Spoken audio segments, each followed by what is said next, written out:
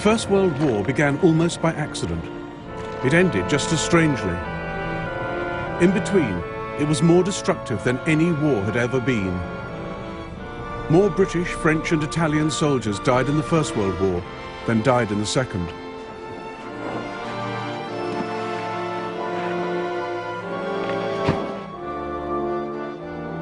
It was the first genuinely global conflict, fought not just on the fields of France and Flanders, but up mountains, across deserts, at sea and in the air. The First World War shaped the 20th century. It sparked the Russian Revolution. It launched America as a world power.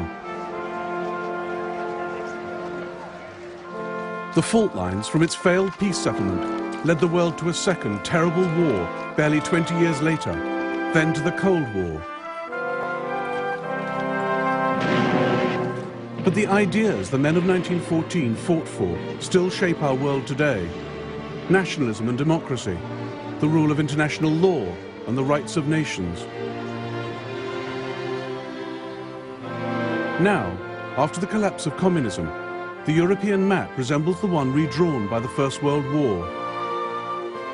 We live with its unresolved, bitter consequences in the Middle East and the Balkans.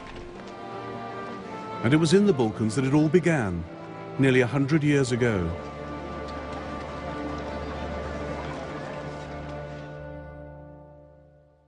At the start of the 20th century, as at its close, the Balkans were the most unstable part of Europe.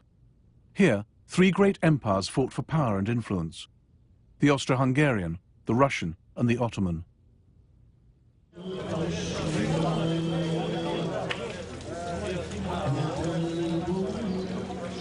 For hundreds of years, the Ottoman Turks had the upper hand. Serbia, Bosnia, Albania were under their control.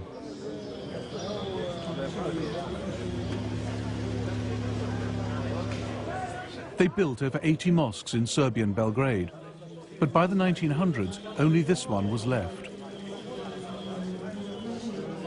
Serbia had thrown the Turks out and set herself up as an independent Slav kingdom.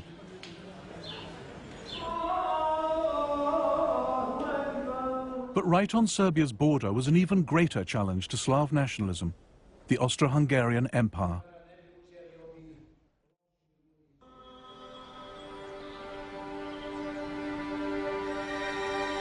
Gavrilo Princip was born in a poor, mountainous part of Bosnia.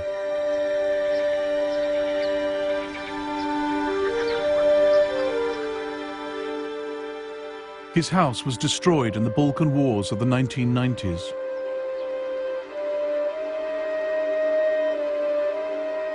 His initials, carved in 1909, are one of the few signs he ever lived here.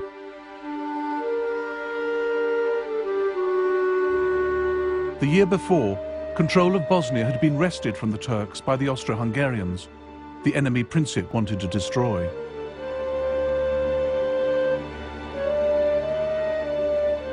His particular target was the heir to the Austro-Hungarian throne, Franz Ferdinand, member of the ruling family, the Habsburgs.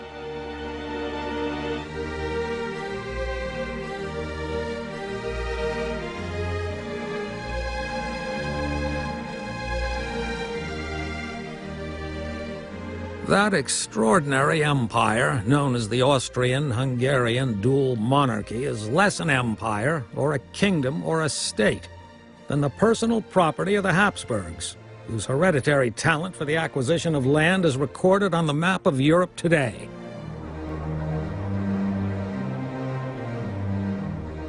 The empire was ruled by Franz Ferdinand's uncle, Franz Joseph. He sat on two thrones, as Emperor of Austria and King of Hungary.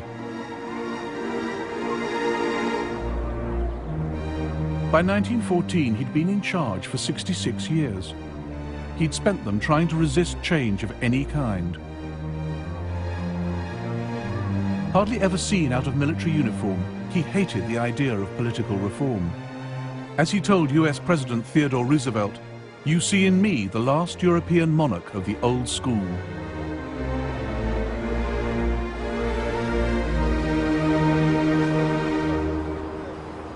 Austria-Hungary was a key part of European security. a multinational empire keeping the peace on the borders of the West. The capital, Vienna, was one of the great cosmopolitan centers of Europe. This was the empire that produced Freud and Mahler, Schiller, Kafka and Strauss. It contained at least 10 different nationalities, not just Austrians and Hungarians, but Czechs, Slovaks, Poles, Romanians, Italians, Croats and Bosnians. A guide was prepared by the British Foreign Office to help work out who was who. Teutons, anti-Slav, vigorous and very wooden and hard-headed, shy and suspicious, Manly and close-fisted. patriotic. Very tall, big noses. Slovaks, ignorant but artistic. Ruthenes, savage and ignorant, but Czechs, musical. energetic, forceful, intensely... But it was also an empire in a state of constant crisis. Poles, all for Polish independence. Bosnian Serbs, pro-Yugoslav. Italians, anti-Austrian. In all the empire, only the Hungarians and Austrians had any real power, and the Hungarians refused to share it with the rest.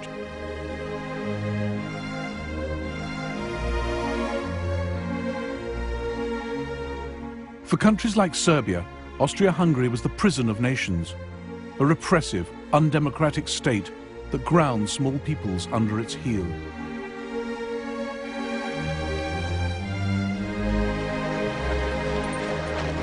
In 1905, there were nationalist demonstrations in Vienna.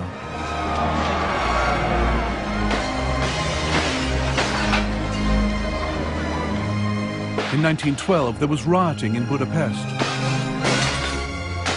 By 1914, there'd been ethnic unrest in nearly every part of the Austro-Hungarian Empire. Local parliaments were suspended, troops brought in to restore order.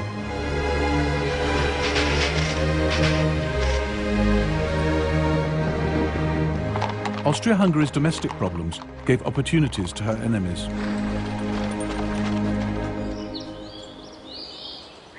Serbia wanted the breakup of the empire. She welcomed national unrest, particularly in Croatia and Bosnia. Backed by Slav Russia, Serbia saw herself as the only independent hope for Slavs living under foreign rule in the Balkans. She wanted to unite them into a single South Slav state, Yugoslavia.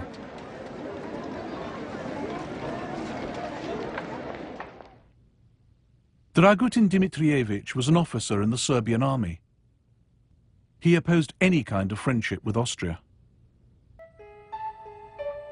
Dimitrievich was also one of the founding members of the Black Hand, a secret military society that used terrorism and assassination to try and establish Yugoslavia. He is said to have sent men to murder Austro-Hungarian military leaders and cabinet ministers. He allegedly tried to kill Emperor Franz Joseph. One saw him nowhere, yet one knew that he was doing everything.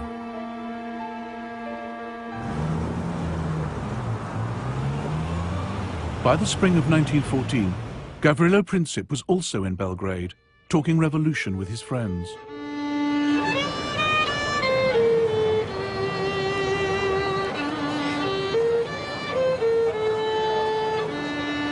Then the young Bosnians heard that Archduke Franz Ferdinand would visit Sarajevo in June. Here was their chance to match deeds to words. Luckily for them, their plans reached the ears of Dimitrievich and the Black Hand.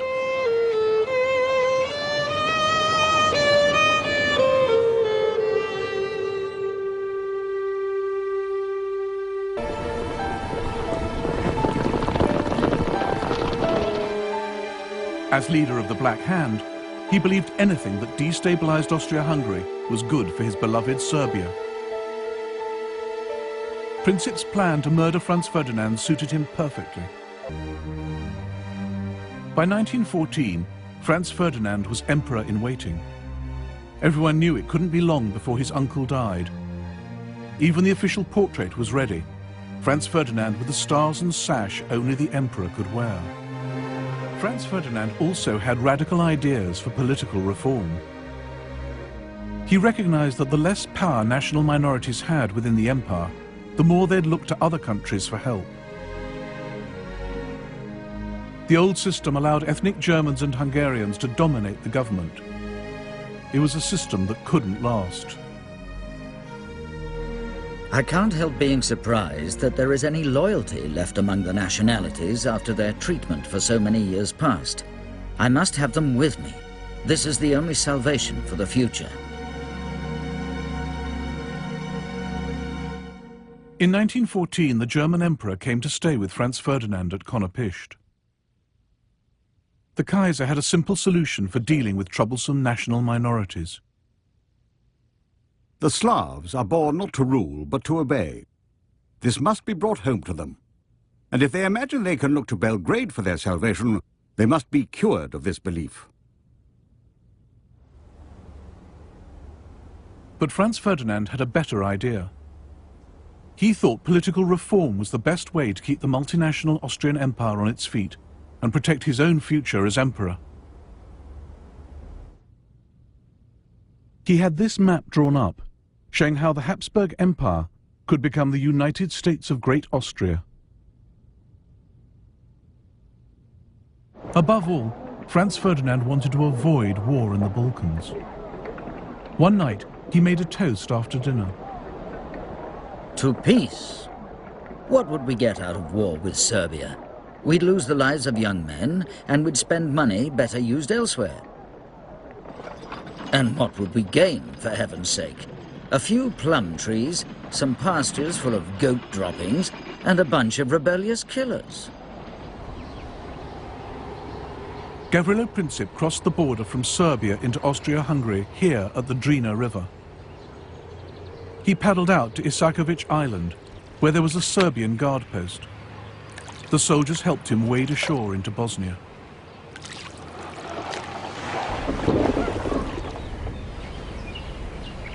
From here, he made his way to Sarajevo, where he met up with 6 others in on the plot.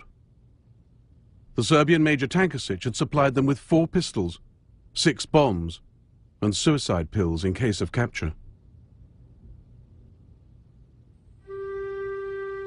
They were already in Sarajevo when Franz Ferdinand arrived outside the capital on the 25th of June. They planned to attack him 3 days later as he drove from the railway station to the town hall. One would be stationed at the first bridge on this road. Princip and the others would cover the rest of the route.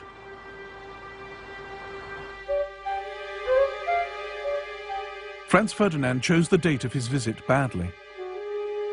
Sarajevo was decked in flags for the occasion, but the 28th of June was Serbian National Day, a natural focus for hatred of the Habsburgs, as the Serbian ambassador to Vienna warned. This will cause much discontent. Some young Serb might put a live round rather than a blank in his gun and fire it. Therefore, it might be good if Archduke Franz Ferdinand were not to go to Sarajevo. But the Austrians laughed off the ambassador's fears. On the morning of the 28th of June, Franz Ferdinand and Sophie arrived by train in Sarajevo. Despite the warnings, security was light. No soldiers lined the streets, just a handful of policemen.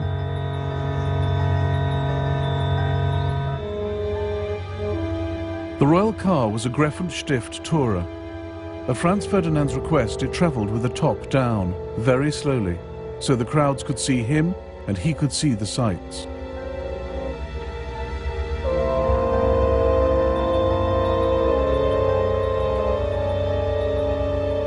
As the procession passed the first bridge, the conspirator there threw his bomb. Sitting opposite the royal couple was Oskar Potiorek. The explosion came immediately after the Archduchess's cry to drive on quickly.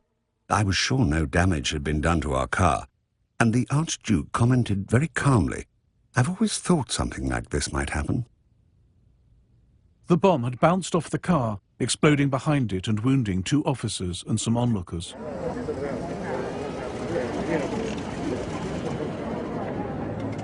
Franz Ferdinand stopped to ask after the casualties before hurrying on to the town hall.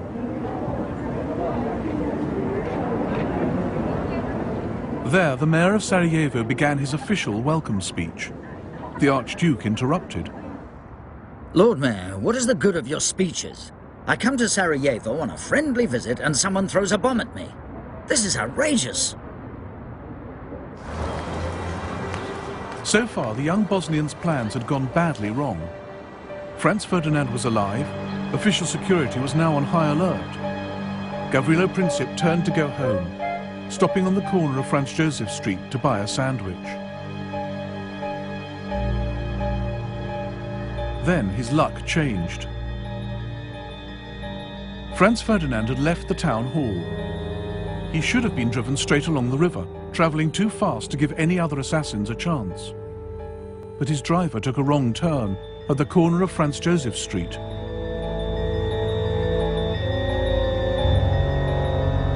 As the royal car tried to reverse onto the main road, Princip came face to face with his target.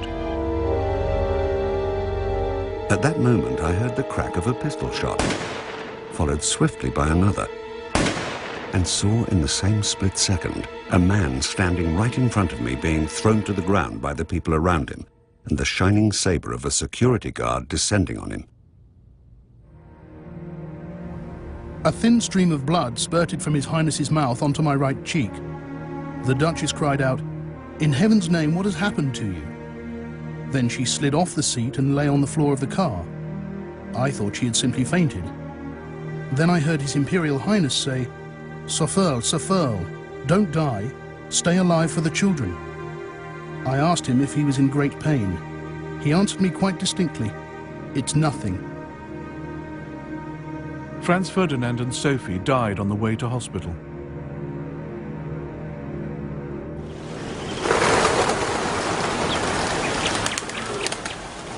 The people of Sarajevo didn't know that a clutch of Serbian army officers had secretly sponsored the assassination. But they made the same leap the world did, that Serbia had as good as pulled the trigger herself. The pro-Austrian element in the crowd went wild. The excitement of the moment turned into fury against everyone and everything Serbian. Serbian shops, schools and churches were smashed and looted. The streets choked with furniture, clothes, bicycles, books, even icons and crosses, twisted and befouled, lying in heaps in the gutters.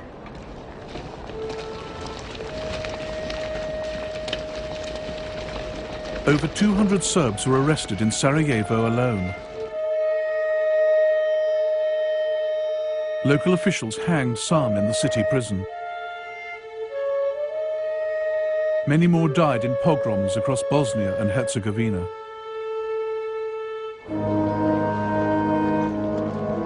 The funeral of Franz Ferdinand and Sophie was held in Vienna on the 4th of July. Oskar Potiorek had already written to the Foreign Ministry, calling for Austria-Hungary to take revenge against Serbia.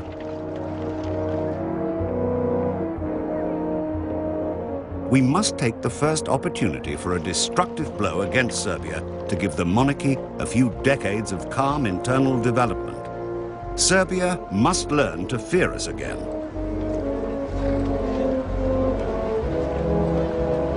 Austro-Hungarian Chief of Staff Konrad von Hertzendorf agreed. This is not the crime of a single fanatic. Assassination represents Serbia's declaration of war on Austria-Hungary. If we miss this occasion, the monarchy will be exposed to new explosions of ethnic unrest. Austria-Hungary must wage war for political reasons.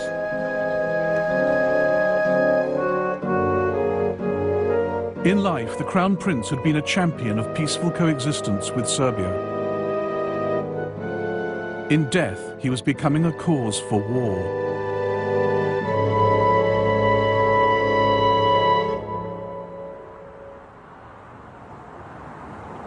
The murder of Franz Ferdinand did not immediately set Europe alight.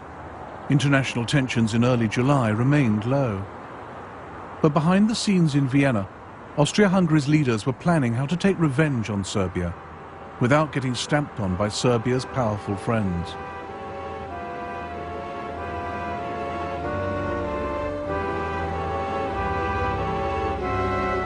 Even before the assassination, Army Chief of Staff Konrad von Hertzendorf had pressed for war against Serbia no fewer than 20 times. Now he made his case again. I expressed to His Majesty my opinion that war with Serbia was unavoidable. That is entirely correct, said His Majesty. But how are you going to wage war if everyone, in particular Russia, is going to attack us?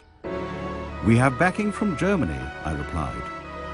His Majesty gave me a searching look and said, "Can you be certain of that?" This was the moment when what could have been just another war in the Balkans began to turn into the First World War. Austro-Hungarian Emperor Franz Joseph now asked the German Kaiser for support. On the 6th of July, he got just the answer he wanted. The German government is of the opinion that we must decide what is to be done. Whatever we decide, we may always be certain that we will find Germany at our side, a faithful ally and friend of our monarchy.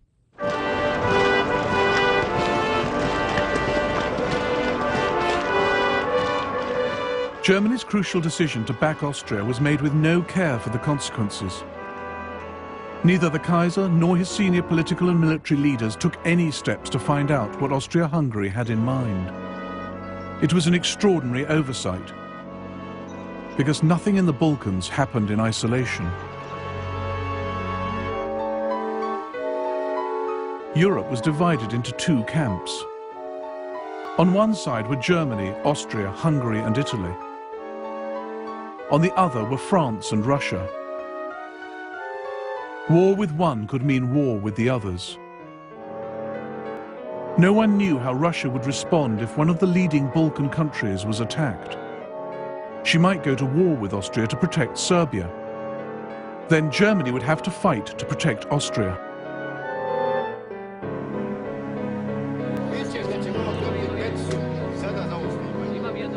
The Germans thought the Russians might stay out of it. The German ambassador in St. Petersburg insisted Russia couldn't risk war for fear of internal revolution. The German foreign minister decided Austria would quietly settle with Serbia. But far from plunging the world into war in 1914 out of aggression, Germany was just nudging it closer out of incompetence and wishful thinking. The Kaiser was so sure no war was brewing that he went on holiday.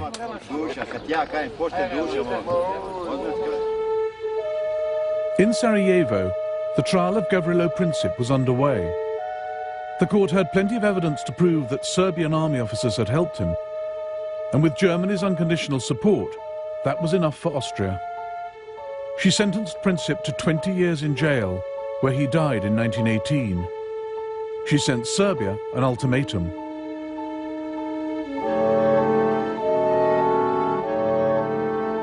This document was Austria's excuse for war.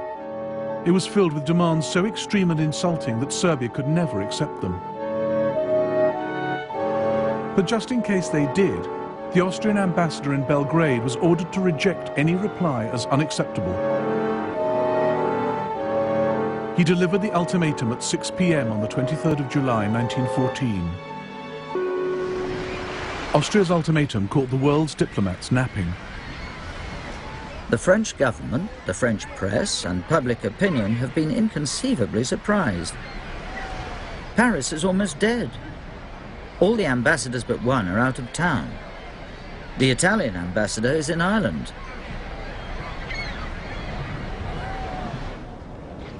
The Kaiser was on his yacht in Norway when the text of the Austrian ultimatum arrived. The Kaiser arrived on deck as usual after breakfast and said to me, I was still holding the wireless message, "That's a pretty strong note for once in a while." "It certainly is," I replied, "but it means war." Whereupon the Kaiser observed that Serbia would never risk a war.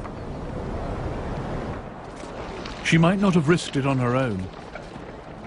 But on the 24th of July, the Serbian regent, Prince Alexander, telegrammed Russia for help. In St. Petersburg, the Russian foreign minister spoke frankly to the British ambassador.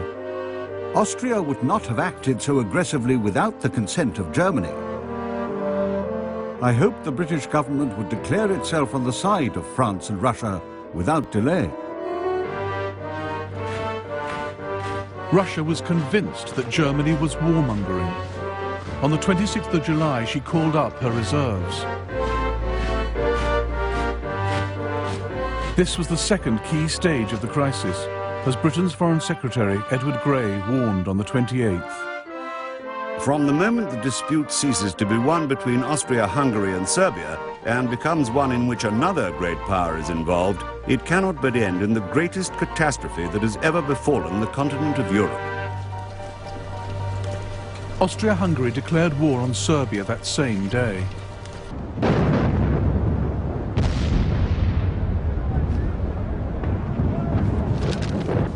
Shells fired from all sides were crisscrossing above her. The Austrians had peculiar weapons, so-called monitors. Little boats armed with heavy guns circling Belgrade like rabid dogs and firing from every direction. It was still only a war between Austria-Hungary and Serbia. And on the 29th of July, as the shells fell on Belgrade, there was a final attempt to keep it that way. A series of last-minute telegrams flashed across Europe. Tsar to Kaiser, cousin to cousin. Dear Willie, an ignoble war has been declared on a weak country. The indignation in Russia is enormous. Dear Nicky, I'm exerting my utmost influence on the Austrians. I confidently hope you will help me to... Dear Willie, my troops shall not take any provocative action. But by now the crisis was beyond the control of monarchs or politicians. It was in the hands of the military. From the moment Russia mobilized her army, German generals knew their own clock was ticking.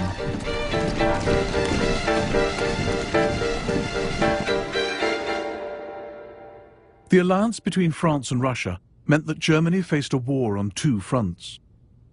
Her only hope was to deal with France in the west before the main Russian armies could invade from the east. That left no time to wait and see. For Germany, Russian mobilization meant war.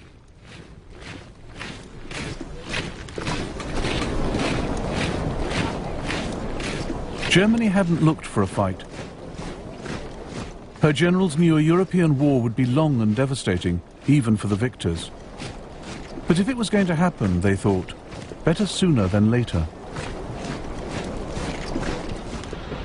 According to all competent observation, Russia will be prepared to fight in a few years. Then she will crush us by the number of her soldiers. Then she will have built her Baltic Sea Fleet and strategic railways. Our side, meanwhile, will have grown steadily weaker. On the 1st of August, Germany declared war on Russia. 2 days later, she declared war on Russia's ally, France.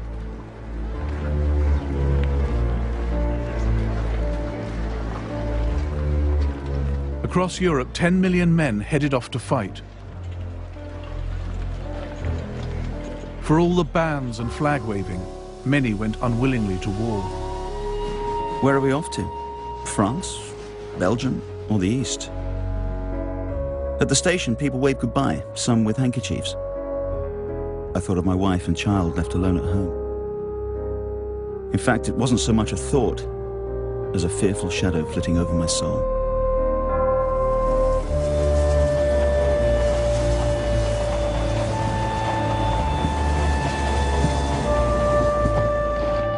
God, how long is this town? My bayonet's digging in, my collar's strangling me. And when I look up, I see a pretty girl. She was so full of admiration, so moved by it all that I realize we've got to look handsome and walk tall. Off we march to the sound of shrill brass. Although where we're going, you die, you're defaced, hacked up, torn apart. All down the line, my comrades straighten up at the sight of her.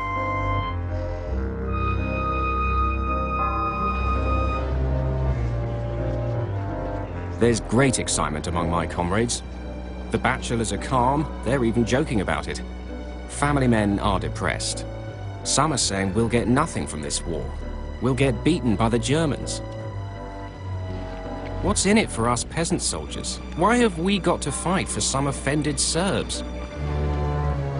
The leaders had little better idea why they were fighting than the men. They had no lists of war aims. Germany and Austria, Serbia, Russia and France were all convinced they were fighting a defensive war, forced on them by someone else.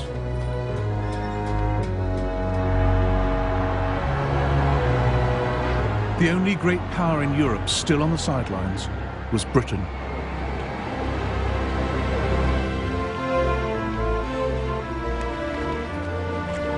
On the 2nd of August 1914, Britain was still at peace, but only just. We've been in a state of great excitement as the reservists are being called up. All the railways are guarded. Everything points to the Great War, so long expected, being upon us. But Britain was the only great power who could not claim she was the victim of aggression. Nobody had attacked her, so why should she fight? It wasn't really to defend the rights of small nations, at least not Serbia, according to the Manchester Guardian. If it were physically possible for Serbia to be towed out to sea and sunk there, the air of Europe would at once seem cleaner. Nor was Britain bound by treaty obligations, as the Foreign Secretary Edward Grey assured Parliament. We are not parties to the Franco-Russian alliance. We do not even know the terms of the alliance. But in private, Grey and other leaders knew that Britain had to fight. If Britain stayed neutral, the war would still threaten the country's vast empire, its global trade and security. And Britain needed to stay on friendly terms with France and Russia. Even in peacetime, she was not powerful enough to defend her empire against everyone. In Africa and India, the safety of Britain's colonies depended on French and Russian goodwill. In 1914, Britain feared her friends just as much as her enemies. If we fail Russia now, we cannot hope to maintain that friendly cooperation with her in Asia that is of such vital importance to us. Above all, Britain could never afford to have Europe dominated by a triumphant Germany. If Germany overran the Channel ports, Britain's control of the seas would be under threat. Prime Minister Herbert Asquith took a pragmatic view. It is quite against British interests that France should be wiped out. At 11 p.m. on the 4th of August, Britain declared war on Germany. Most people expected Britain, with the largest navy in the world, to fight a sea war. The Foreign Secretary reassured the nation. For us, with a powerful fleet, which we believe able to protect our commerce, to protect our shores, and to protect our interests, if we are engaged in war, we shall suffer but little more than we shall suffer if we stand aside.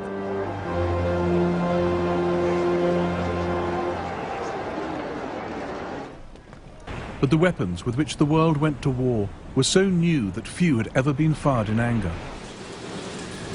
Countries were armed with battleships and submarines less than 10 years old. Nobody really knew how to use them. All the European powers had been stockpiling new artillery, machine guns, explosive shells. But none had fought a major war in Europe for over 40 years. This was a war of nationalities and races. Not just against an enemy army, but against whole peoples. In the first month of the war, 4,000 civilians in western Serbia were killed or disappeared. They burned houses down, looted, raped, killed. 17 people, all women, girls, children tied with rope, dead in a ditch by the road. All of them slaughtered. At 9 a.m. I went to Leznica to get some supplies for the battery. In the town you could see the atrocities left behind by the enemy.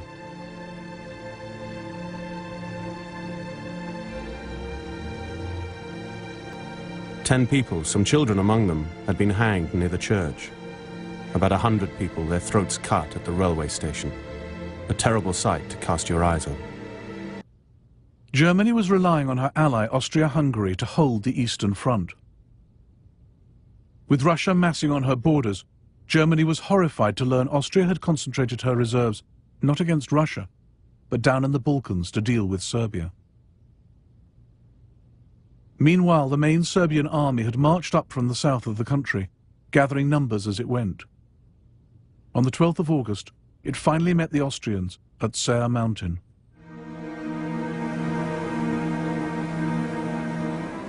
The Serbs had taken up strong defensive positions along the mountain range and waited for the Austrians to walk into the trap.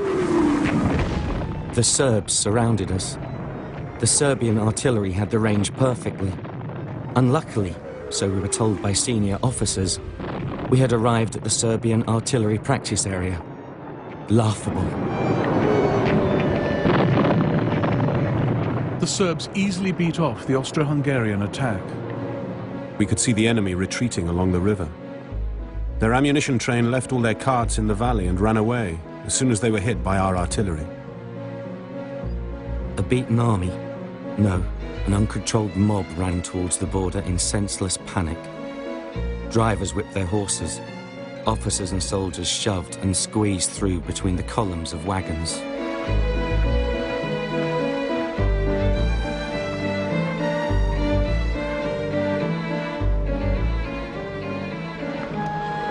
Austro-Hungarian prisoners captured in the first Allied victory of the war. Austria had thought Serbia would be a pushover, swift revenge for the murder of Franz Ferdinand. But Serbia had scattered the Austrian army.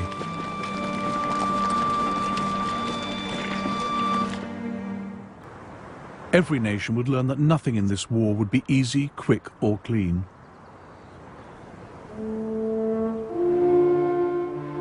On the Western Front, a French ambulance driver wrote to his son, Do you ever think of your daddy, walking day and night over ploughed fields and getting very used to shells exploding all over the place?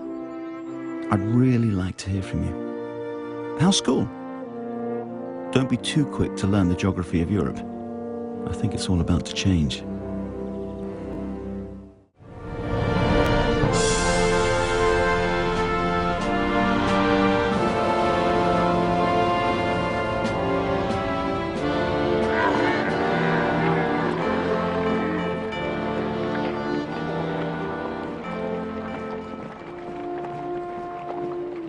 From the start of the First World War, Germany seized on Britain's greatest weakness, a vast empire, hard to defend, fatal to lose.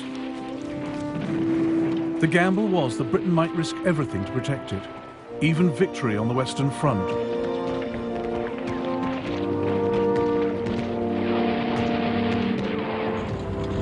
War for Europe meant war for the world. It was Germany's idea to take the war beyond Europe, but it wasn't a bid for expansion, let alone world domination. The aim was to take the pressure off her armies in Europe by attacking the British Empire, hoping to divert Britain's troops, ships and resources to defend distant colonies. Britain also had no thought of a bigger empire. She just didn't want to lose the one she had.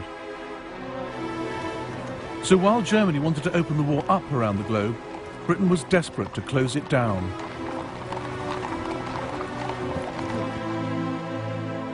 Maurice Hankey, Secretary of the Committee of Imperial Defence, realised the empire was Britain's Achilles heel and warned against letting Germany use it to distract Britain from her war effort.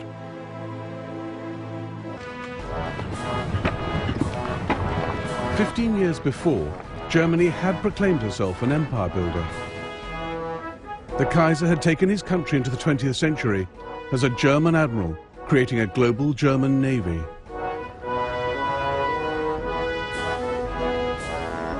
Weltpolitik was the big idea, a policy of overseas imperialism, the brainchild of his foreign secretary, Bernhard von Bülow. The days when the Germans left the earth to one neighbour, the sea to another, and kept only the heavens for themselves are over. We don't want to put anyone in the shade. But we too demand our place in the sun. Germany had come late to the game of empires, but by 1900 she had Togoland, Cameroon, German Southwest Africa, now Namibia, and German East Africa, now Tanzania. Her flag flew over patches in the Pacific, New Guinea, Samoa, and Micronesia. She had a vital toehold in China, at Tsingtao, where she recoaled her ships and brewed beer. Grand Admiral Alfred von Tirpitz saw this as just the start. We are now standing only at the beginning of a new division of the globe.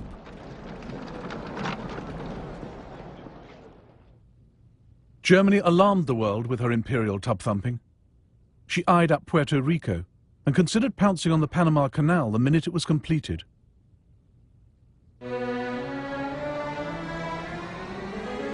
But the boldest of all the Kaiser's schemes was Operational Plan 3.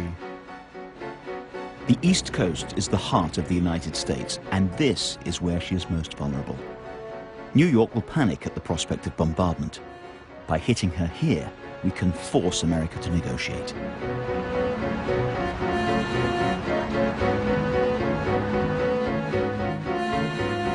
Germany's secret plans from 1903 to attack the eastern seaboard with 60 ships and 100,000 men, to shell Manhattan and capture Boston.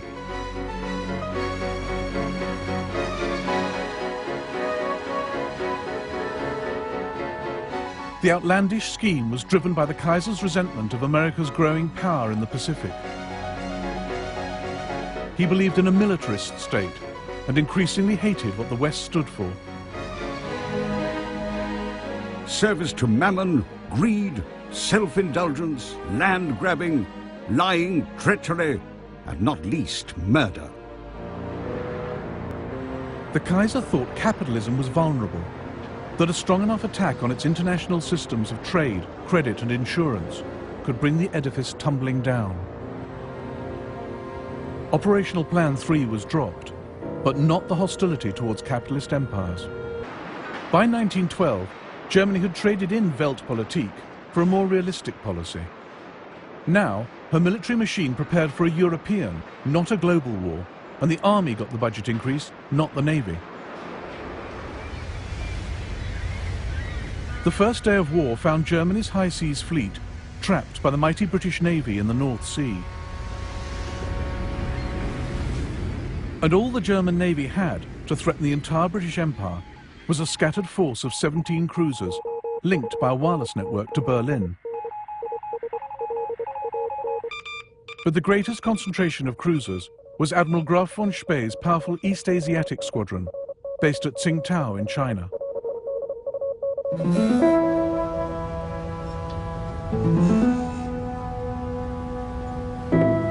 Tsingtao gave Germany a huge area of operations, across the South China Sea and into the Pacific.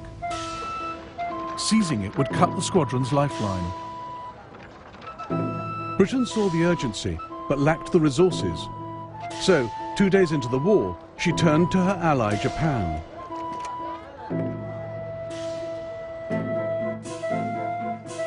Japan was a growing power. Britain's call for naval help suited her ambitions perfectly. Together, Britain and Japan would capture Tsingtao, vital German base, and the Kaiser's pride and joy. It would shame me more to surrender Tsingtao to the Japanese than Berlin to the Russians. On the 2nd of September 1914, 60,000 Japanese troops landed up the coast, violating China's neutrality. They met up with 2,000 British and closed in on the German garrison of 4,500.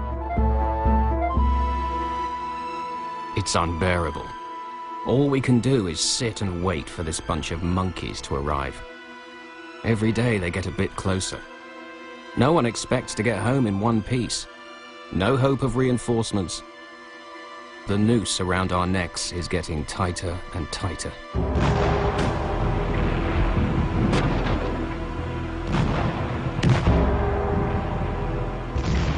For a solid week, the Japanese battered Tsingtao. On the 7th of November, they entered the town in triumph. Some Germans sneered at the token British force for getting the Japanese to do their dirty work. The brave British. They played no part in the capture of Tsingtao, but they joined in the victory parade. As they went by, we Germans were ordered to turn our backs on them. The English complained to the Japanese commander, but he simply said, well, we can't repeat the whole procession just because of that.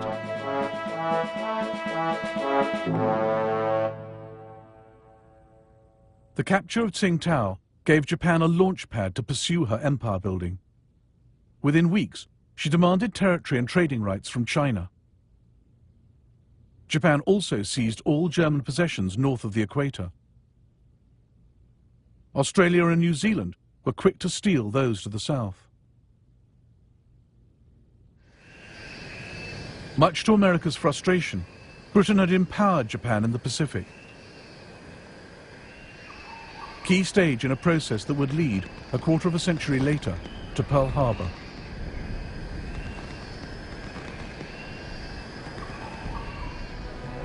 Britain's empire and trading network was the single biggest resource she brought to the war. And India was at the heart of it. The cords were never tighter. All the more reason for Germany to want them cut.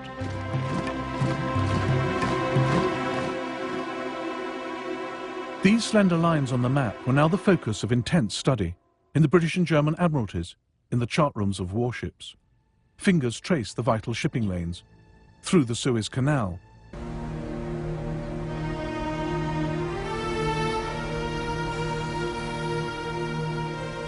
The Suez Canal presented a rare opportunity for Germany to harass the British Empire. A crucial British sea lane, vulnerable to attack by land forces. But Germany couldn't spare any men from the Western Front, so Berlin turned to Ottoman Turkey, her ally since November 1914.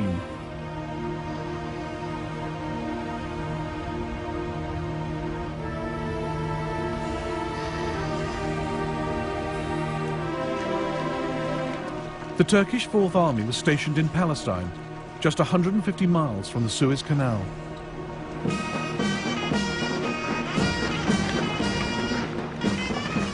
The Turks agreed to help capture Suez, assigning these 19,000 troops. They saw it as the first stage in their own reconquest of Egypt and Libya.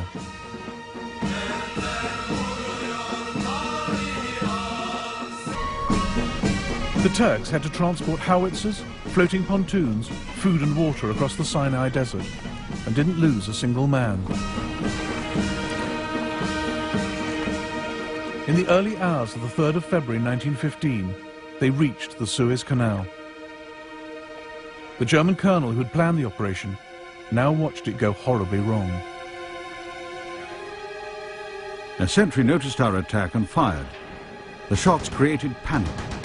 The English then blasted the banks with machine gun fire.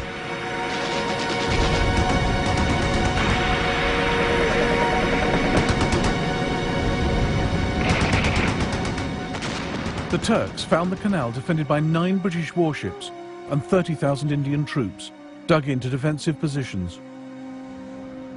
The Ottoman troops suffered 1,200 casualties. The survivors retreated across the desert.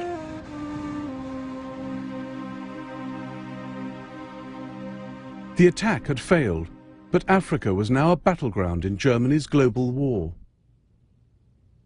She had 3 bases of operations: the Cameroons, Germany East Africa, where Letov was still at large, and German Southwest Africa with its ports and wireless stations.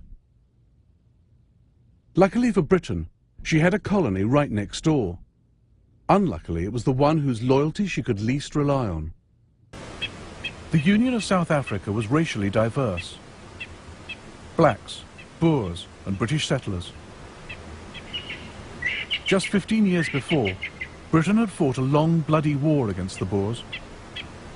Many still had little love for Britain, Their loyalty could not be counted on. As one commander told South Africa's Prime Minister, Louis Botha, "My men are ready. Whom do we fight? The English or the Germans?" But South Africa was ideally situated to launch an attack on German Southwest Africa. British Colonial Secretary Lewis Harcourt took the gamble. If your ministers desire and feel themselves able to seize such part of German Southwest Africa as will give them the command of the wireless stations there, we should feel this was a great and urgent imperial service. South Africa's government readily agreed because it had many imperial ambitions of its own. It wanted to seize German Southwest for itself. Part of South Africa now rose up in armed rebellion. Commanding the forces in the Northern Cape was Manie Maritz. Fearless and uncompromising, Maritz had fought a vicious guerrilla campaign against Britain in the Boer War.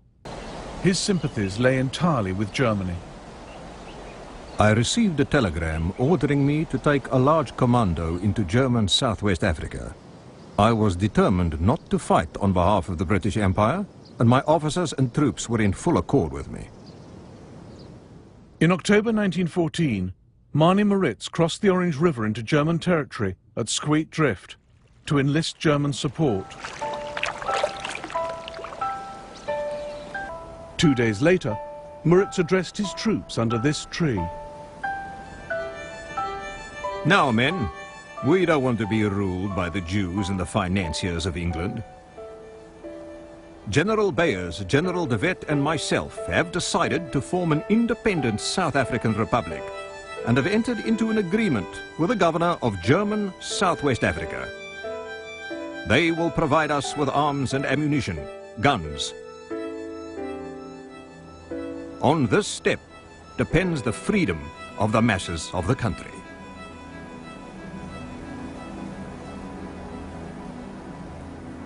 Britain's request for help had brought her dominion to the brink of civil war. In London, the Colonial Secretary Lewis Harcourt feared the breakup of the Union of South Africa. He secretly ordered 30,000 Australian soldiers diverted to the Cape to smother the rebellion. Safety of the Union is first and paramount consideration. We attach no importance to German Southwest Africa in comparison. The Australians weren't needed. In the winter of 1914, the loyal South Africans defeated the Boer rebels. This is rare film of 50 of them being led to trial in Cape Town. But they never caught Manie Maritz. By July 1915, South Africa cornered the Germans, forced their surrender, and annexed their colony.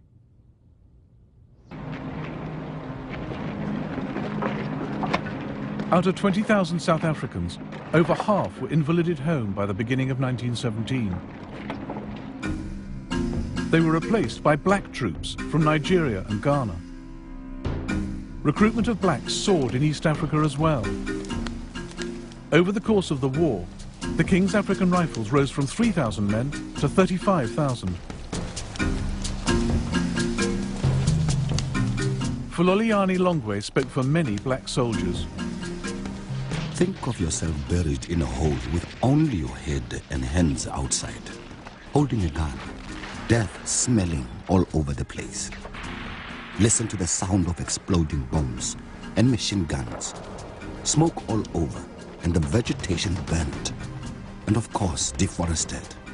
Watch your relatives getting killed, crying, finally dead. These things we did, experienced, and saw. But Britain and France had such reserves of manpower in their colonies that from 1914 they shipped them to Europe.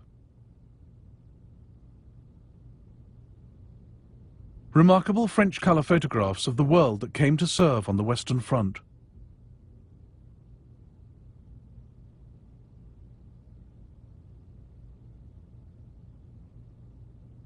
French General Charles Mangin had calculated that France could raise up to 300,000 from her empire for Europe.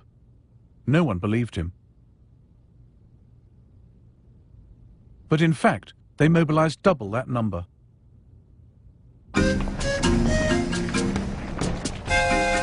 Black troops have precisely those qualities which are demanded in the long struggles of modern war. Endurance, tenacity, the instinct for combat, the absence of nervousness, and an incomparable power of shock. Not only do they enjoy danger, a life of adventure, but they are also essentially disciplinable.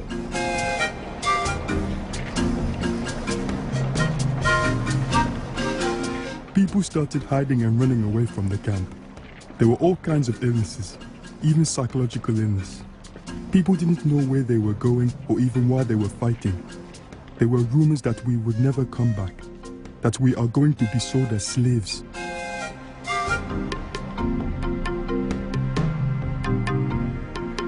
India provided Britain with 1.75 million men in the war. They'd been thrown into some of the toughest fighting from the start.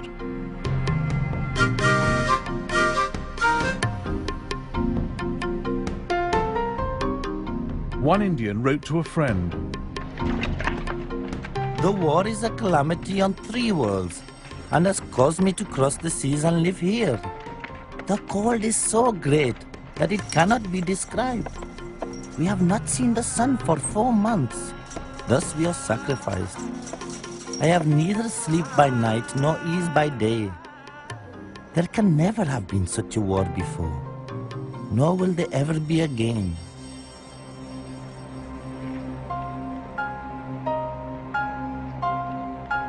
Some men, like Jason Jingo, used to the habitual racism of colonial rule, returned home with greater self-esteem.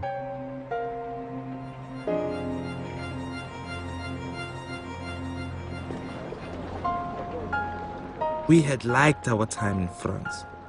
It was our first experience of living in a society without a color bar. We were different from the other people at home. Our behavior, as we showed the South Africans, was something more than they expected from a native. We had copied the manners and customs of the Europeans, and not only copied, we lived them.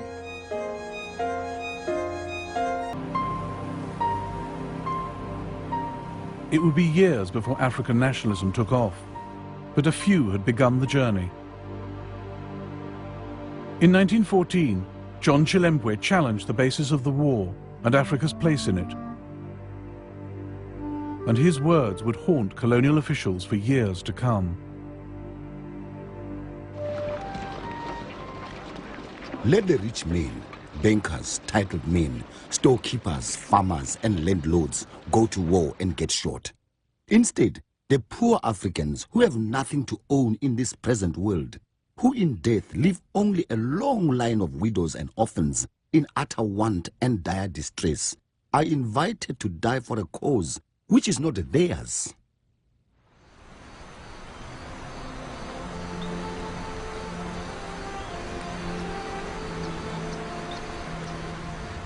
Germany had fought a remarkable global war. But it cost her cruisers, her wireless network, and all her colonies. Yet Germany had forced Britain and France to call on their empires and lean on their allies. In the process, these flexed their muscles and formed empires of their own.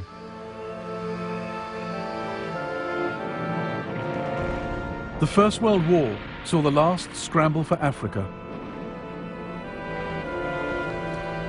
And the ideas the Kaiser had so hated, land grabbing, avarice and capitalism, had in fact been spread wider. For the moment, imperialism looked more successful than it had ever been.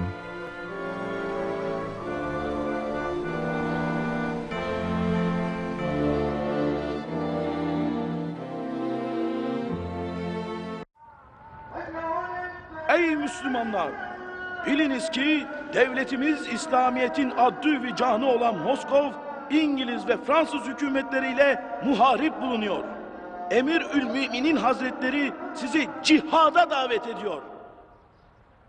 The call goes out for jihad, holy war. Germany hoped her new ally Turkey would do just what it was told, and the Allies thought Turkey would be a pushover. But the war in the Middle East went its own wild way. The Kaiser had been cultivating the Ottoman Empire long before the war began. He wore a fez on state visits. He was nicknamed Haji Wilhelm, following rumors that he'd become a Muslim and made the pilgrimage to Mecca. The 300 million Muslims scattered across the globe can be assured that the German Emperor is, and will at all times remain, their friend. Part of Germany's interest in Ottoman Turkey was that they shared a common enemy, Russia. Turkey's position, controlling the Dardanelles Straits, gave her the power to lock Russia up in the Black Sea.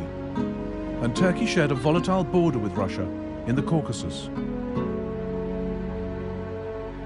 Russia is the hereditary enemy of the Ottoman Empire, and her greatest desire is the possession of Constantinople. The Ottoman Empire once stretched from the Arabian Peninsula to the gates of Vienna. But it had lost a third of its territory in a run of disastrous wars. The Ottoman Empire was the sick man of Europe, broke and on the verge of collapse.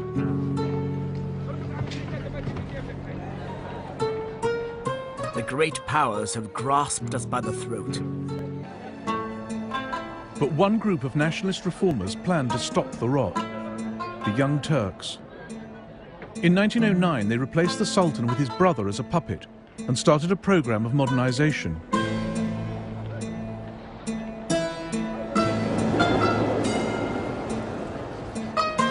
They looked for an ally to ward off predators and bankroll the future.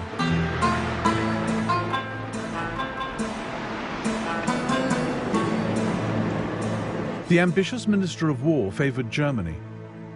Just 32 years old, Enver Pasha had risen through the ranks, married the Sultan's niece, and lived in splendor in Constantinople, also known as Istanbul. Enver Pasha had been military attaché in Berlin. The Germans had the power his country needed.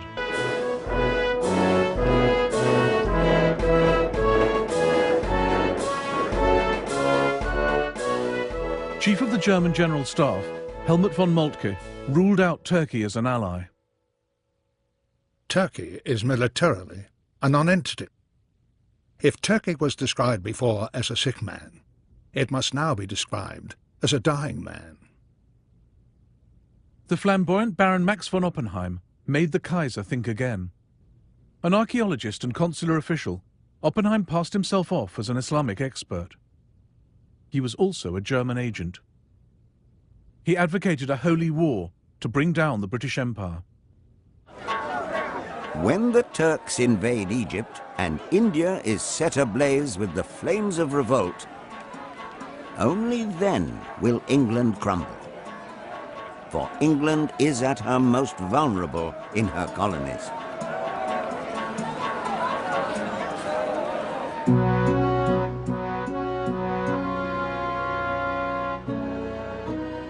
By the outbreak of war, the Kaiser had come to see jihad as the way to foment revolution among the millions of Muslims under British rule.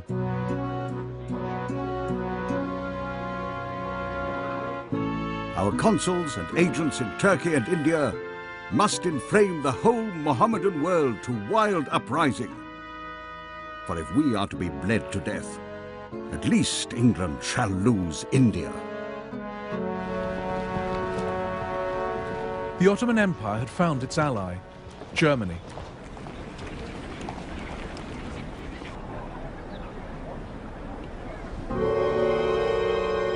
Constantinople became the jump-off point for subversion, to set the East ablaze. The German embassy became a hive of Oppenheim's raffish spies. One group arrived from Berlin, disguised as a traveling circus. The word was, the Emir of Afghanistan had 50,000 Muslims ready to invade India. The circus slipped out of Constantinople, bound for Afghanistan. The irony was that Enver Pasha and the Young Turks weren't fanatical believers at all. They went along with Germany's jihad idea out of opportunism. What Enver really wanted was to draw together the Turkic peoples of the East into a new empire.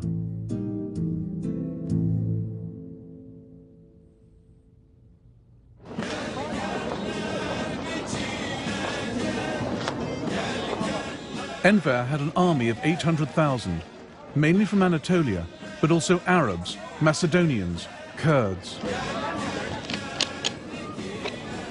It was thought to be a spent force, but Enver had reformed it. Germany trained it.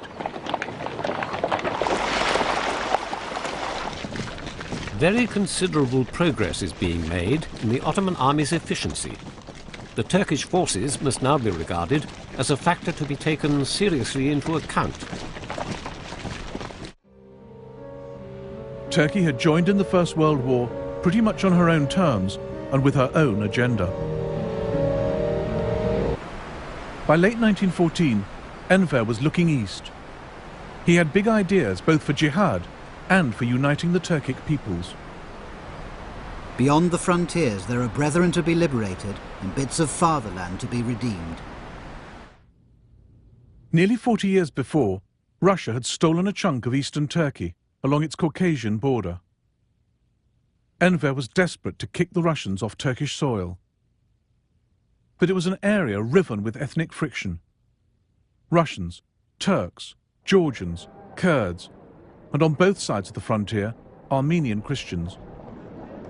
Loyalties in the Caucasus were hard to read, hard to be sure of. Here at Erzurum Castle in November 1914, encouraged by the Germans, Enver Pasha took a key decision.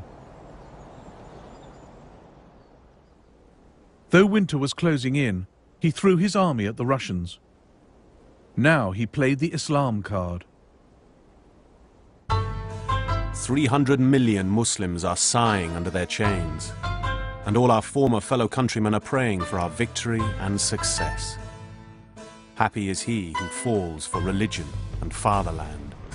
Forward, always forward for victory and fame and martyrdom and paradise.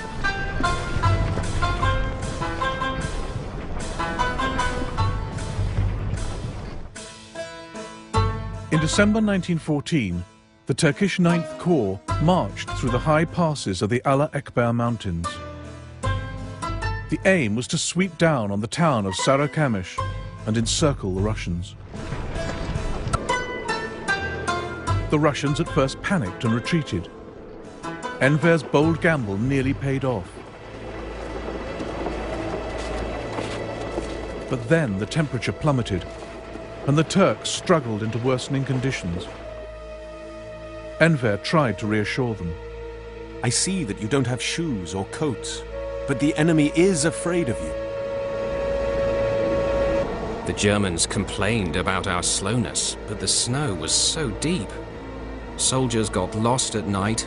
Some tried to light fires, but many fell asleep, never to wake again. We realized in the morning that half the division had frozen to death.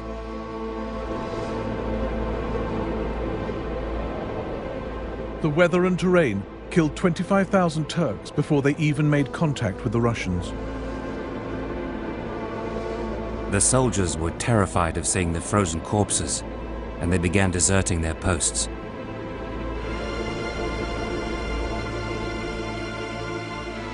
We were trying to fire at the Russian troops, but the mechanisms of the guns had iced up. We trembled to think what we lived through during those long and deadly days.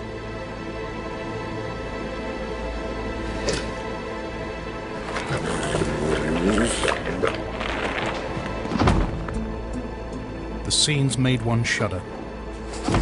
The depressing sound of the trundling ox carts. The corpses, mouths open, eyes staring, thrown into the greedy stomach of the soil.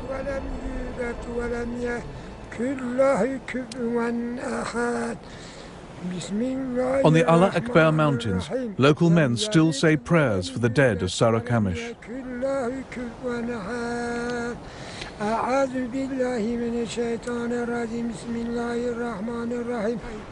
Enver's grand offensive had ended in catastrophe. he addressed his soldiers before leaving the front. My friends, for almost a month I have seen with my own eyes how you have attacked the enemy. In spite of the harshness of the weather and all kinds of shortages, you broke their resistance. The Sultan and the whole nation congratulates you. I am returning to Istanbul. I pray that you will get more victories and not let the enemy rear his head anymore. I entrust you to the safekeeping of Allah. Now the search for scapegoats began. Enver blamed the defeat not on himself, but on Turkish Armenians serving with the Russians in the Caucasus. Tension between the Turks and their Armenian population was nothing new. But now Turkey had serious fears that the Armenians were bidding for independence. From all countries, Armenians are hurrying to enter the ranks of the glorious Russian army. Let peoples remaining under the Turkish yoke receive freedom. Let the Armenian people of Turkey who have suffered for the faith of Christ receive resurrection for a new, free life under the protection of Russia. The Russians now advanced and the Turks fell back through Armenian areas. Local Armenian resistance was more imagined than real. The Turks responded with disproportionate, preemptive action. Turkish Minister of the Interior, Mehmet Talat, issued the following decree on the 26th of May, 1915. Because some of the Armenians who are living near the war zones have attacked the military forces and the innocent population, certain measures are being adopted, among which is the deportation of the Armenians. The German ambassador in Turkey, Baron von Wangenheim, warned Berlin of the imminent disaster. Such a mass deportation to a destination many hundreds of kilometers away, without sufficient means of transport, via areas that offer neither accommodation nor food, and are plagued with epidemic illness such as typhus, will cost many lives, especially amongst women and children. The town of Harput, key transit point of the forced Armenian exodus. Thousands passed through here to exile in Syria, then part of the Ottoman Empire. American missionary Tacey Atkinson saw terrible sights in Harput. Thousands herded together, mostly women and children, sick, lying everywhere. These people have been on the road 6 weeks. They don't know where they are to go. They have been attacked, robbed, and killed. Armin T. Wegner, a German medical officer stationed in Turkey, photographed the plight of the Armenians. And the American consul on the spot reported to his ambassador. Sir, I have to report one of the greatest tragedies in all history. A revolutionary movement on the part of some of the Armenians was discovered, and severe measures taken to check it. Little distinction being made between people who were entirely innocent and those suspected of being participants in the movement. The Armenians were marched across these mountains.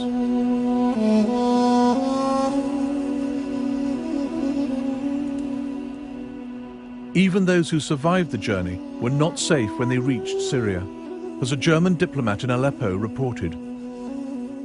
Out of 2,000 to 3,000 peasant women from the Armenian plateau who were brought here in good health, only 40 or 50 skeletons are left. The prettier ones are the victims of their jailer's lust. The plain ones succumb to blows, hunger and thirst. Every day more than 100 corpses are carried out of Aleppo. Perhaps 800,000 Armenians died in all. Whether this was an act of centrally directed genocide is still a matter of furious debate.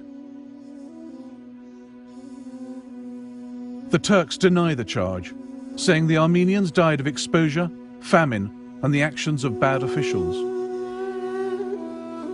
In June 1916, Mehmet Talat, the Minister of the Interior who'd issued the deportation order, spoke to a newspaper about Turkey's role in the disaster. The removal of the Armenians has become a military necessity. But unfortunately, through the fault of bad officials, grave excesses occurred when this order was being executed. At this point, the minister is stated to have paused and covered his eyes with his hand, as if to avoid the contemplation of the terrible vision. After which he continued, "We are no savages. Care for the security of Turkey had to predominate over all other considerations."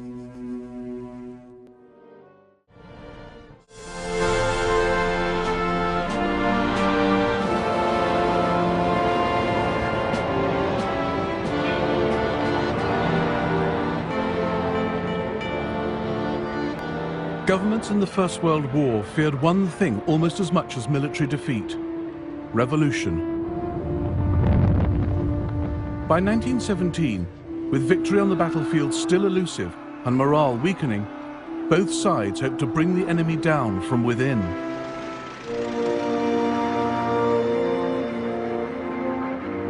Strikes and unrest were sparks to be fanned into revolution, transforming the war.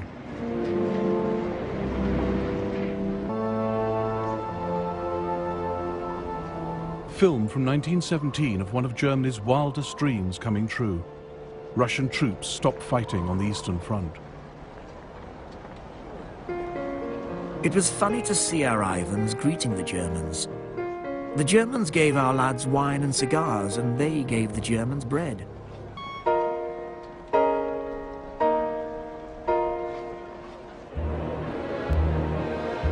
Governments worried how to contain war weariness, prevent discontent growing mutinous, stop mutiny becoming revolution.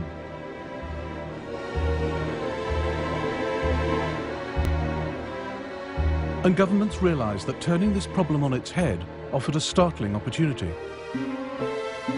What if unrest could be harnessed, reined in hard in your own country, but spurred on in the enemy's?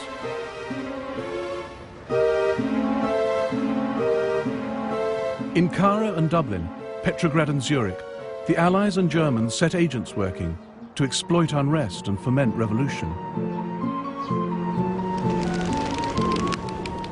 The glittering prize was to turn a whole people against its masters, taking it out of the war completely. In Russia, the Germans pulled it off, backing the Bolsheviks to hijack a spontaneous revolution.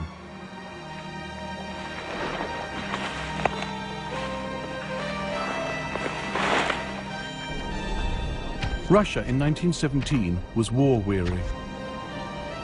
Huge losses, poor leadership and corruption, plus the nightmare logistics of a 900-mile front, left our army running on empty.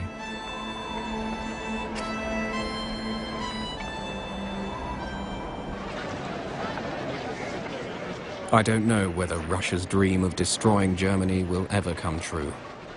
Probably not. We have nothing to fight with. No rifles, no mortars, no explosives, no boots, no overcoats. Nothing.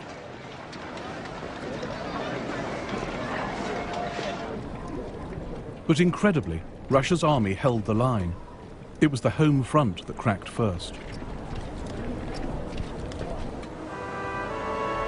Petrograd, now St. Petersburg, Russia's capital and industrial powerhouse, seethed with discontent. Its factories were swollen with workers, with little to eat and cramped housing.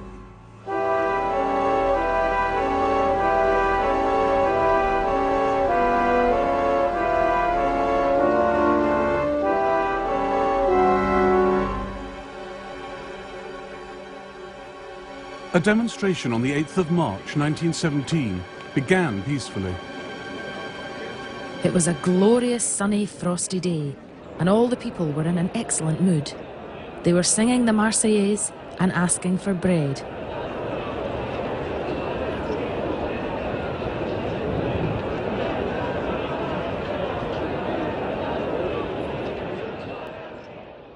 But the Tsar ordered the protests crushed. On Znamenskaya Square, in the heart of Petrograd, the killing began. Sergeant Sergei Kopichnikov was there. The ensign ordered the bugler to play 3 signals. Then he commanded, "Rifles, ready, aim, fire." Everybody scattered. One man was down. A woman fell.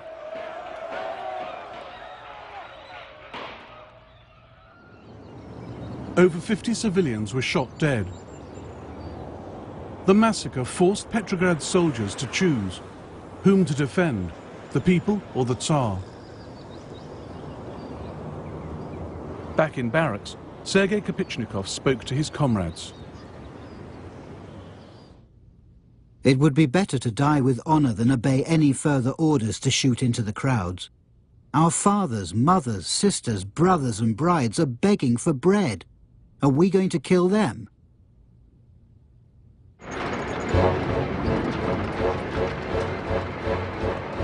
They shot their duty officer dead and poured onto the streets, joining other mutineers and workers.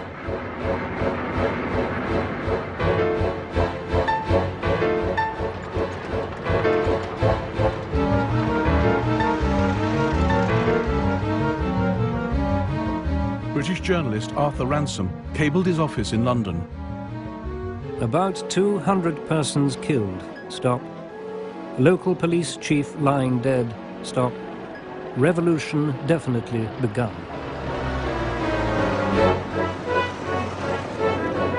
The troops gathered support at barracks and factories.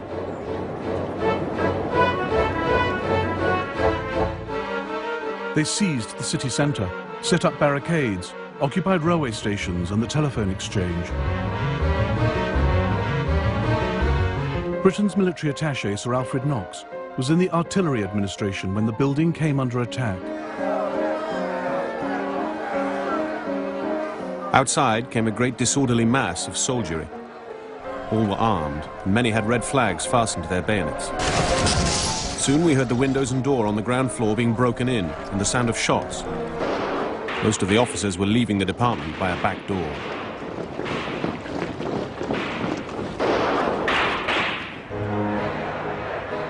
In a matter of days, the Tsar's regime was spinning into freefall. The revolution has begun. What happiness! The cursed autocracy is finally destroyed. The soldiers have gone onto the streets. The officers are hiding. It's all so unexpected, and everything's going at a gallop. We've all gone mad with joy.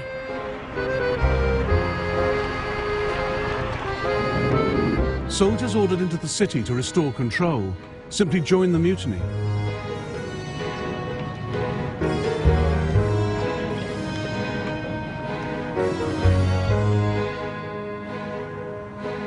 The Tsar was forced to abdicate, and a provisional government formed at the Taurida Palace.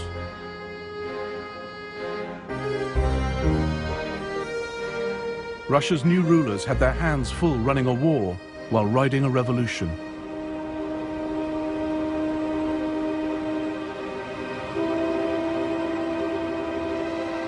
Germany looked to exploit the turmoil in Russia. And Russia's allies, Britain and France, crossed their fingers. They too had experienced worker discontent. Workers marched down Whitehall for better wages and lower prices. Around 17 million working days were lost to strikes in Britain between 1915 and 1918. The army kept 200,000 troops in Britain to guard against invasion and civilian uprising.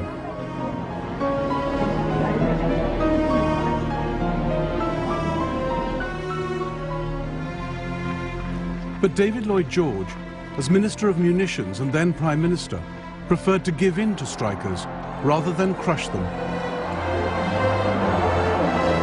Father of the state pension and national insurance schemes, Lloyd George commanded working-class support.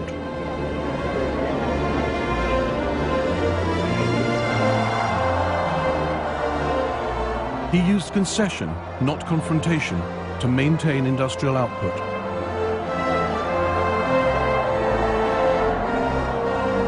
Negotiators with the unions were given strict instructions.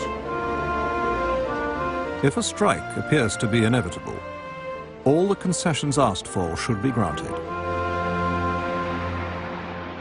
But while Britain kept a lid on unrest, France could not. Many of the dissenters were women, who couldn't be intimidated by the threat of military service.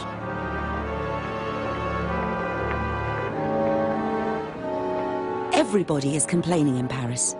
People are on strike over the price rises and the lack of fuel.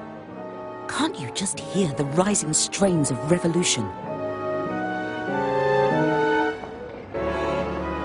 These troubles are justified, because while the people work themselves to death to scrape a living, the bosses and big industrialists are growing fat in record time.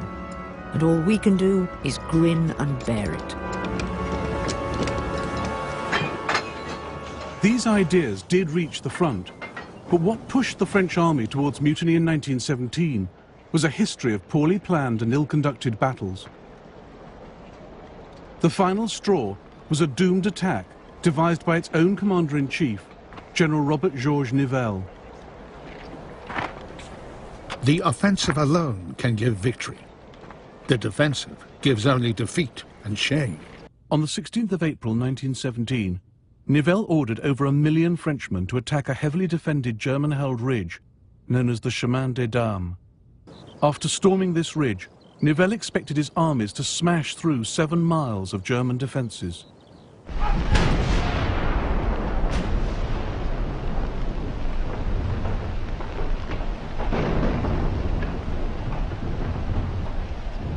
We were faced by a forest of wire. Machine guns appeared everywhere. There were traps of every description. The ground was impassable.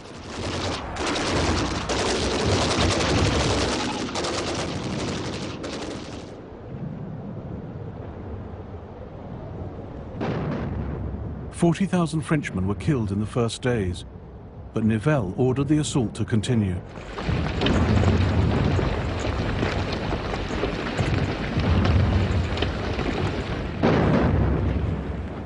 Casualties reached 150,000 by the 5th of May. Then the men snapped. I am one of the most persistent in spreading propaganda. I know that I am risking my hide, but by this means I might save it. My darling, say with me, down with the war that separates us, and long live the revolution that in bringing peace will reunite us. I love you, and I don't want to die.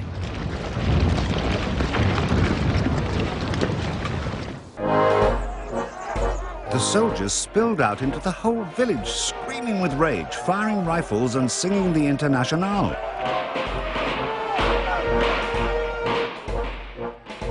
Towards morning, they formed columns and made their way to the woods.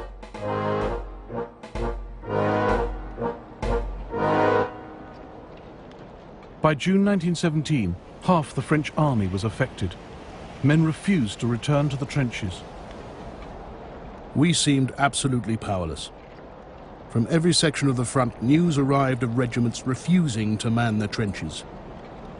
The slightest German attack would have been enough to tumble down our house of cards and bring the enemy to Paris.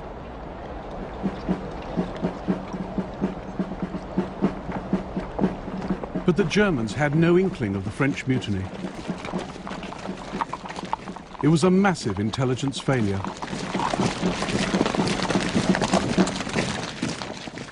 Four days after their mutiny, the troops from Coeuvres gave themselves up at a nearby village. They emerged from the wood in perfect order, in columns of 4, all flawlessly groomed and polished. The French soldiers' actions were more like a strike than a mutiny. They won important concessions, better leave arrangements, more rest, improved medical conditions.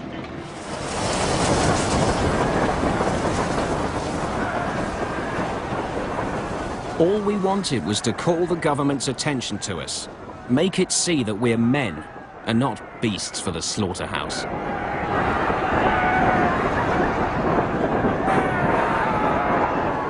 Nivelle was sacked. His replacement, General Philippe Pétain, reversed French strategy, making defense the order of the day. The men were given patriotic instruction and reminded why they were fighting. But Pétain also knew that discipline had to be restored. The tactic was to execute a few, but force thousands to watch.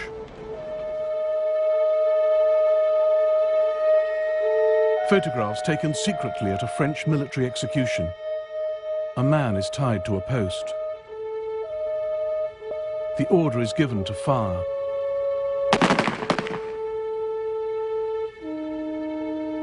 Soldiers are paraded past the body.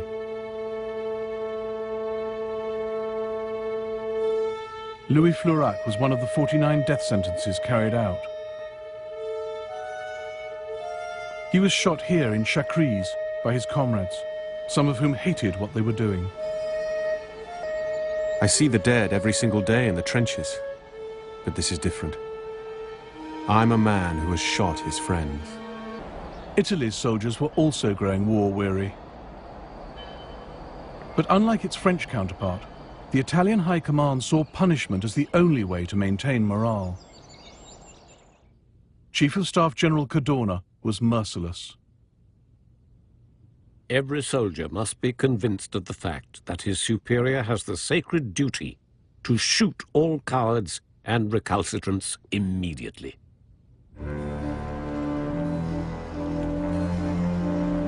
Cadorna's iron grip led to massive discontent. For months it simmered below the surface, until the Battle of Caporetto in October 1917. The Italian army was hit here, in the Isonzo River Valley, by a massive Austro-Hungarian German attack. The Italians didn't openly refuse to fight. They just began surrendering to the enemy en masse. By dawn we were surrounded, and the Germans finally took us all prisoner, and we were happy because we had saved our lives. Farewell, Italy. Farewell, family. I am now in the hands of the Germans.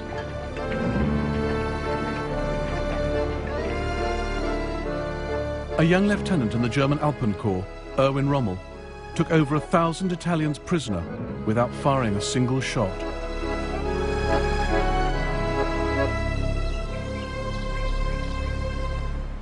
The soldiers threw away their weapons and hurried to me. In an instant I was surrounded and hoisted onto Italian shoulders. Evviva Germania sounded from 1,000 throats. An Italian officer, who hesitated to surrender, was shot down by his own troops. For the Italians on Mersey Peak, the war was over. They shouted with joy. And while governments wrestled with unrest at home, they were also stirring up trouble abroad.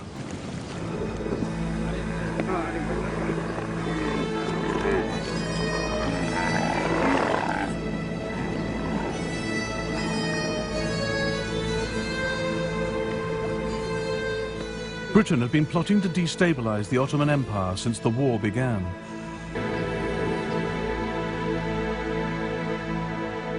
Ottoman Turkey was Germany's ally in the Middle East. Her empire stretched across Arabia into the Hejaz, a vast desert area which included the holy cities of Medina and Mecca. Their loss would seriously undermine the Turks' standing in the Muslim world and boost Britain's. The British turned to the Arabs of the Hejaz, holding out the carrot of independence if they rose up against their Turkish masters. If the Arab nation assist England in this war that has been forced upon us by Turkey, England will guarantee that no internal intervention will take place in Arabia, and we will give Arabs every assistance against foreign aggression. The idea of Britain backing Arabian independence worried the India Office. A strong Arab state might be more dangerous to Christendom than a strong Ottoman state. And Lord Kitchener's policy of destroying one Islamic state merely for the purpose of creating another has always seemed to me disastrous. The India Office needn't have worried. Kitchener was playing a cynical game, never intending to hand real power to the Arabs of the Hejaz. But the British showered the Emir of Mecca, Sharif Hussein, with gold and dropped hints that if all went well, he might realize his dream of becoming leader of the Arabs. On the 5th of June 1916, the Arab revolt began. Mecca quickly fell to the rebels, but the main Turkish garrison at Medina held its ground. The Turkish commander, Fahri Pasha, refused to surrender. Until my soldiers are buried under the rubble of Medina, in a crimson shroud of blood and fire, the red flag of the Ottomans shall never be removed from the castle turrets of Medina. The uprising commanded no popular support. But the British did have a man on the spot. T.E. Lawrence, a charismatic 28-year-old officer attached to Sharif Hussein's forces in the Hijaz. Lawrence spoke Arabic. He saw where the Arabs' strengths lay. I think one company of Turks, properly entrenched in open country, would defeat the Sharif's armies. Their real sphere is guerrilla warfare. They would dynamite a railway, plunder a caravan, steal camels, better than anyone. Lawrence and the Arabs became experts in railway sabotage.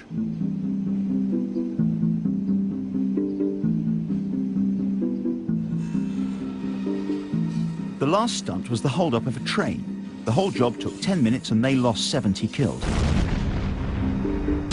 My loot was a superfine red Baluch prayer rug. I hope this sounds the fun it is. It's the most amateurish Buffalo Billy sort of performance.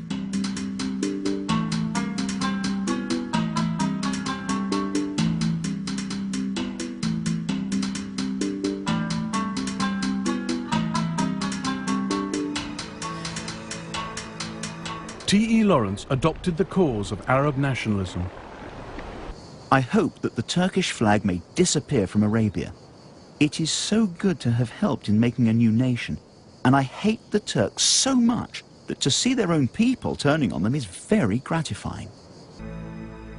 Lawrence now dressed as an Arab. The Arabs would find they had won not self-rule, but new masters. Lawrence had known all along that the Arabs of the Hijaz were merely the tools of British subversion, as he admitted long after. The Arabs saw in me a free agent of the British government and demanded from me an endorsement of its written promises. So I had to join the conspiracy and assured the men of their reward. I was continually and bitterly ashamed.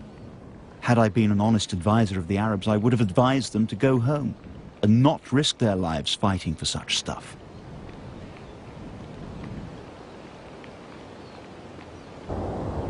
Could Germany exploit Russia's revolution of March 1917 to lever Russia out of the First World War? Almost all the ingredients were in place. A major civilian uprising, restless troops at the front, and a toothless leadership in the rear. The Germans lacked just one piece of the jigsaw, a charismatic leader. But they had someone in mind. Vladimir Ilyich Lenin was leader of the Bolsheviks, a small group of extreme Russian radicals. They'd spent many hours over the past 14 years plotting revolution in coffee houses and prison cells. When at last it came, they were caught on the hop. Stalin was in Siberia, Bukharin was in New York, and Lenin was in Zurich. What torture it is for us, Lenin wrote, to be sitting here at such a time. He knew the Allies would never allow him passage. The obvious route lay through Germany and Sweden. But would Germany let him through? German agents had long been watching Lenin. They knew he wanted their enemy Russia out of the war. Lenin's strong side is his organizational talent. He possesses the most brutal and relentless energy. Lenin's view is, it doesn't matter who wins the war. The defeat of Russia is preferable, victory worse. Zimmermann counseled the Kaiser to approve Lenin's passage. Since it is in our interest that the influence of the radical wing of the Russian revolutionaries should prevail, it would seem to me advisable to allow transit. The Kaiser exploited Lenin as cynically as Lenin used the Kaiser, each thinking he had the better of the bargain.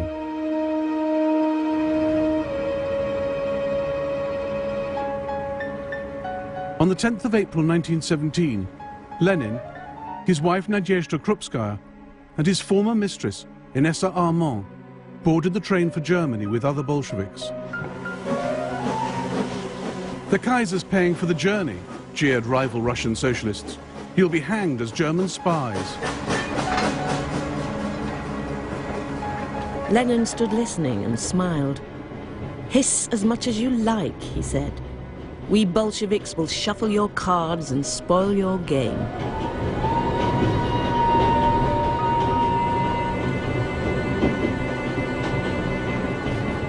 Germany's greatest help to Lenin's cause was getting him back to Russia.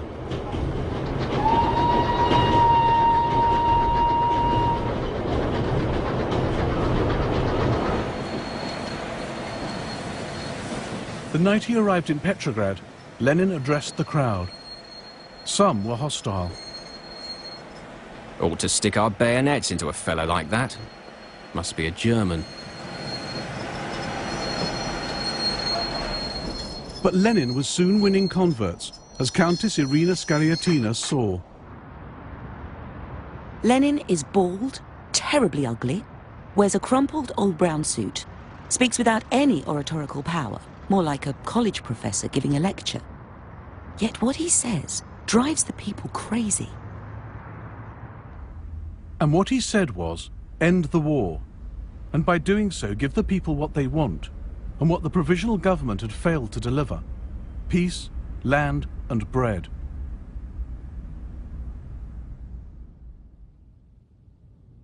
Zimmermann had agents in Petrograd, monitoring Lenin's progress. Lenin's entry into Russia successful. He is working exactly as we would wish. Just as the Germans hoped, Lenin's ideas spread to the front. The regiments have turned into hordes of bastards, holding meetings led by the Bolsheviks. Military life has come to a standstill. The soldiers want peace, no matter what the conditions are. They want to go home to work the land and enjoy the results of the revolution.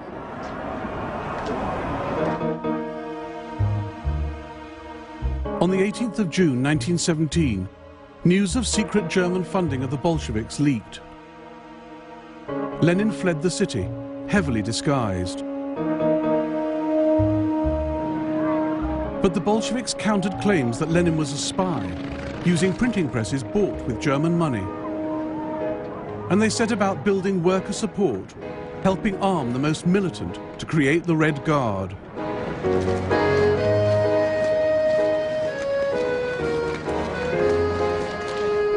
Lenin reappeared on the night of the 6th of November 1917, leaving this safe house for the Bolshevik HQ. He knew power had to be seized now. We must not wait. We may lose everything. The government is tottering. We must deal it the death blow. To delay action is the same as death. Journalist John Reed was at the HQ. In the hall, I ran into some of the Bolshevik leaders. One showed me a revolver. The game is on, he said, and his face was pale. Throughout that night, the Bolsheviks secured key points across Petrograd, with hardly a shot fired.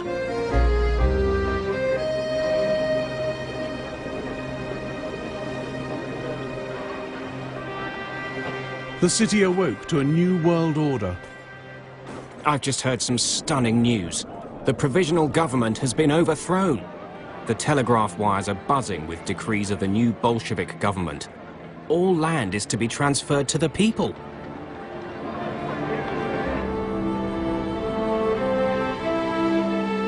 The first thing the Bolsheviks did was to take Russia out of the war, freeing the Germans from a crippling fight on two fronts. Germany's gamble on Lenin had paid off. The Bolsheviks have brought about the crucial event of the century.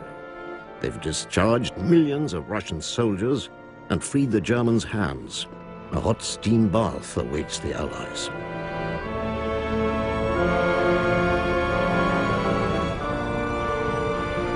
Revolution and subversion had released 44 German divisions for the Western Front.